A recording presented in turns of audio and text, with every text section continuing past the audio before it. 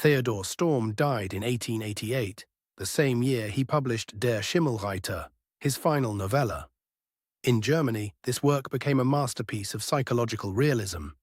Yet in English-speaking countries, Storm vanished almost completely, his name absent from every major anthology of German literature for over a century. This is Haberdash Books, where we unearth forgotten classics that reshaped their native traditions, but somehow missed the world. Today we're bringing back The Rider on the White Horse, a tale of a man who built dikes against the sea and against the prejudice of his community, only to become a legend nobody remembers. Subscribe and email hello@haberdashbooks.com to claim one complete audiobook from our lost library, MP3 download yours to keep, plus the EPUB when available. Hit subscribe and YouTube will bring you a new forgotten classic every single day. Theodor Storm was the master of the German Novelle, a form he refined to perfection across 5 decades of writing. In the 1870s and 1880s, he was celebrated across the German-speaking world. His psychological novellas were read in salons from Berlin to Vienna, and by the time of his death in 1888, he was regarded as one of the great stylists of his generation, a peer to the naturalists and realists who dominated European letters.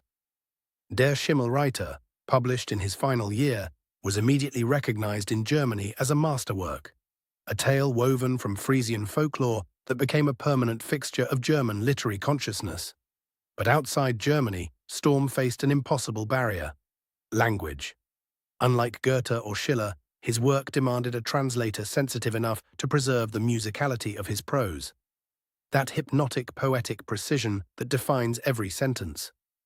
English translations came late and sporadically, and by then, the great Victorian and Edwardian canons had already crystallized. Storm had no famous English admirers, no champion to fight his cause. He remained locked inside the German language, a giant in one country, invisible in another. Today, Der Schimmelreiter reads as a haunting meditation on ambition, community resistance to innovation, and the forces, natural and social, that destroy exceptional people. It feels contemporary because Hauke Hayen's struggle is timeless. If you've ever loved the atmospheric isolation of The Lighthouse by Virginia Woolf, the naturalistic tragedy of The Mayor of Casterbridge by Thomas Hardy, or the folklore-steeped realism of Scandinavian literature, then Storm's The Rider on the White Horse is exactly what you've been looking for. The complete audiobook is at haberdashbooks.com. Subscribe and email hello@haberdashbooks.com with the subject Lost Library Pass to claim any full audiobook from our catalogue free, MP3 yours to keep, EPUB included when available. Refer a friend who subscribes, and you both get another free audiobook. The link is in the description.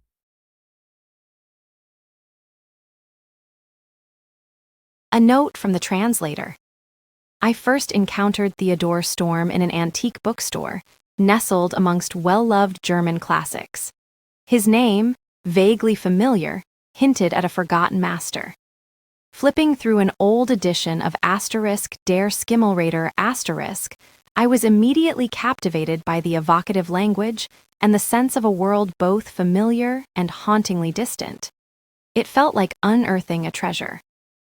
Theodor Storm, a contemporary of the great realists and naturalists, stands as a unique voice in German literature. Though perhaps less known in English-speaking circles than his counterparts, his novellas are masterpieces of psychological depth and atmospheric prose. He was a master of the Novelle Asterisk, a particular German form often characterized by a single, striking event or conflict, and his works are steeped in the landscapes and legends of his native North Frisia. Storm matters because he explored the human heart with profound sensitivity, often set against the powerful, indifferent forces of nature and destiny. For too long, English readers have missed the singular beauty of Storm's final novella. Der Schimmelreiter is a tour de force, a story woven from local folklore and keen observation, depicting a man's relentless struggle against both the sea and the prejudices of his community. It's a timeless tale of ambition, innovation, and tragic heroism, rendered with an intensity that truly earns its place among the classics. In translating, the rider on the white horse asterisk. My aim was to preserve the hypnotic rhythm and rich, precise imagery of Storm's German. He chooses his words with a poet's care, and I strive to find English equivalents that carried the same weight and resonance, allowing his distinct voice to shine through. The challenge lay in conveying the regional nuances and historical context without losing the story's universal appeal, much like capturing the wild, salty air of the Frisian coast in print. I paid particular attention to the narrative flow, hoping to replicate the sensation of being drawn into an unfolding legend. So, I invite you now to step into the windswept world of Hawk Hayen, to witness his extraordinary life, and to experience the power of Storm's storytelling. May this journey be as rewarding for you as it was for me in bringing it to these pages. Samuel Chatwin, Haberdash Books, 2026.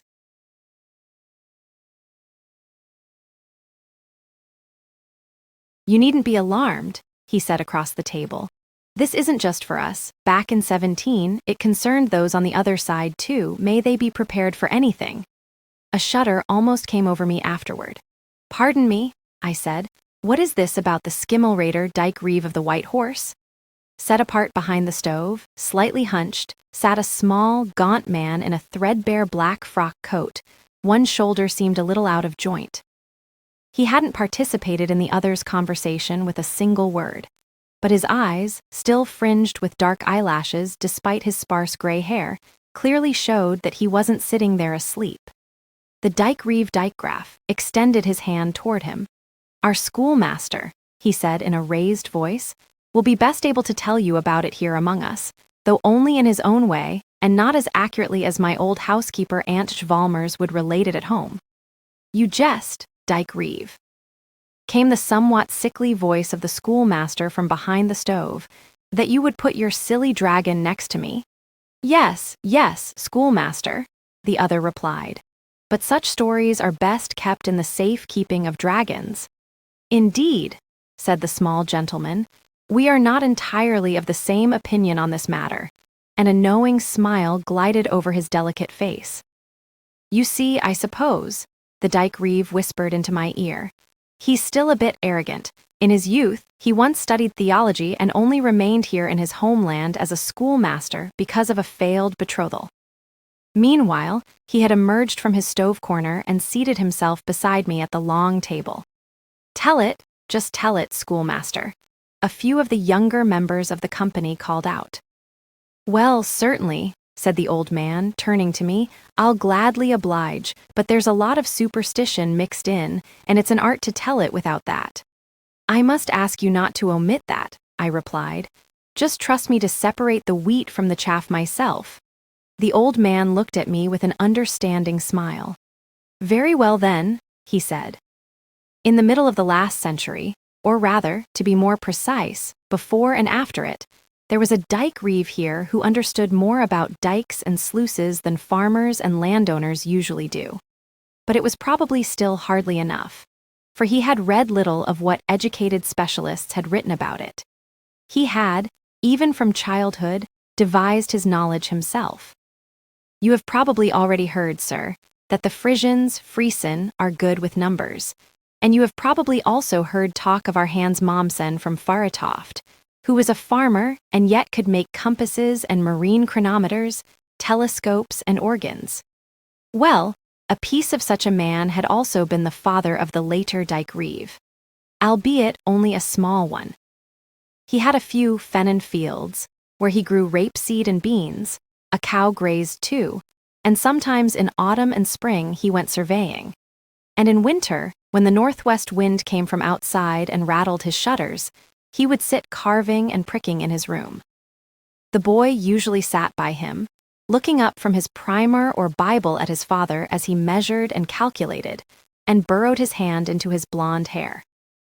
And one evening, he asked the old man why what he had just written down had to be precisely so and couldn't be otherwise, and then he put forth his own opinion on it. But the father, who didn't know how to answer, shook his head and said, I can't tell you that. Enough, it is so, and you yourself are mistaken. If you want to know more, then tomorrow look for a book from the chest in our attic. Someone named Euclid wrote it. That will tell you. The next day the boy ran to the attic and soon found the book, for there weren't many books in the house at all, but his father laughed when he laid it on the table before him. It was a Dutch Euclid, and both of them understood no Dutch, even though it was half German. Yes, yes, he said. This book is from my father, he understood it. Isn't there a German one? The boy, who was a man of few words, looked calmly at his father and only said, May I keep it? There isn't a German one. And when the old man nodded, he presented a second, half-torn booklet. That too? He asked again. Take both of them, said Theodor. They won't do you much good. But the second book was a small Dutch grammar, and since winter was still far from over, by the time the gooseberries in their garden finally bloomed again, it had helped the boy so far that he understood Euclid, which was very popular at the time, almost everywhere. It is not unknown to me, sir, the narrator interrupted himself, that this circumstance is also told by Hans Mommsen, but before his birth, the matter of Hagen, that was the boy's name, was already recounted here among us. You also know that it only takes a greater person to come, and everything that his predecessors may have committed, in earnest or in jest, is attributed to him. When the old man saw that the boy had no inclination for cows or sheep, and hardly noticed when the beans bloomed, which is the joy of every marshman, and furthermore considered that the small farm could sustain a farmer and a boy, but not a half-scholar and a farmhand, and likewise that he himself had not prospered, he sent his tall boy to the dike, where he had to cart earth with other workers from Easter to Martinmas Martini. That will cure him of Euclid, he said to himself. And the boy carted, but he always had Euclid in his pocket, and when the workers ate their breakfast or afternoon snack, he sat on his overturned wheelbarrow with the book in his hand. And when the floods rose higher in autumn and work often had to be stopped, he didn't go home with the others, but stayed, hands folded over his knees, sitting on the sloping seaward side of the dike and watched for hours how the murky North Sea waves constantly beat higher against the grass sod of the dike. Only when his feet were submerged and the spray splashed in his face, he moved a few feet higher and then sat down again. He heard neither the splashing of the water nor the cries of the gulls and shorebirds that flew around or above him and almost brushed him with their wings, their black eyes flashing into his. Nor did he see how night spread before him over the wide, wild, watery desert. What he alone saw here was the breaking edge of the water, which, when the tide was high, struck the same spot again and again with a hard blow and washed away the grass sod of the steep dike before his eyes.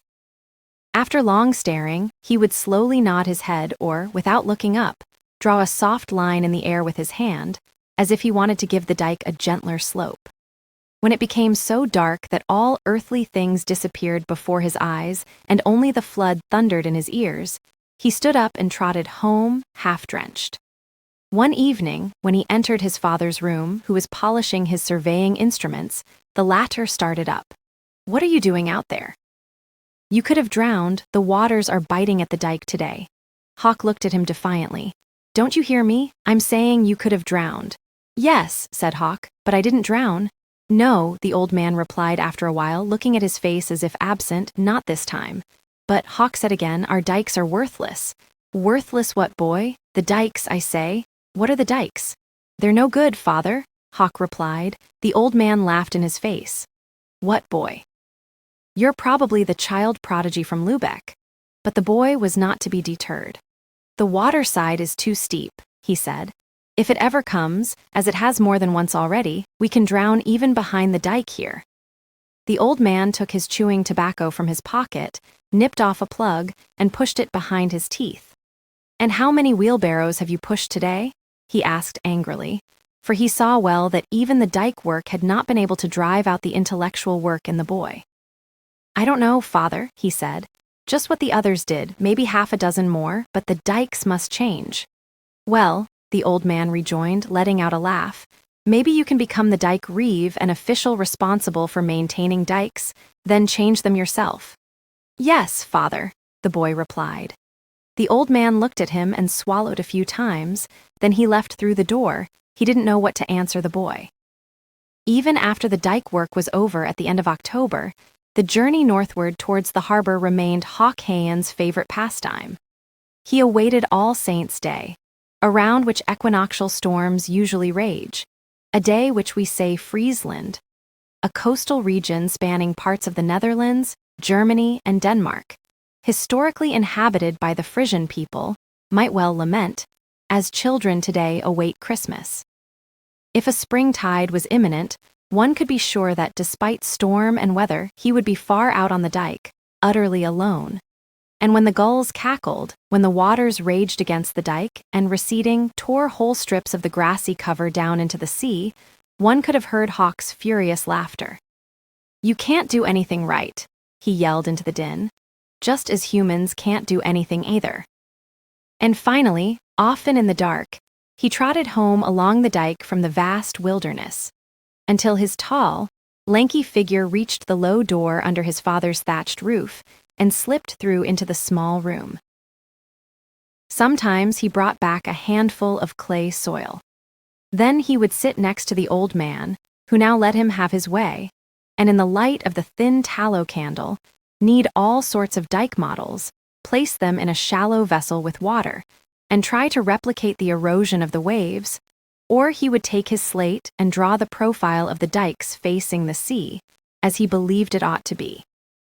It never occurred to him to associate with those who had sat next to him in school, nor did it seem as if the dreamer meant anything to them. When winter came again and the frost had set in, he wandered even further than before, out onto the dike, until the immeasurable ice-covered expanse of the mudflats lay before him. In February, during prolonged freezing weather, bodies were found washed ashore. They had lain out on the open harbor on the frozen mudflats. A young woman who had been present when they were brought to the village stood talkatively before old Hayen. "Don't think they looked like humans," she cried.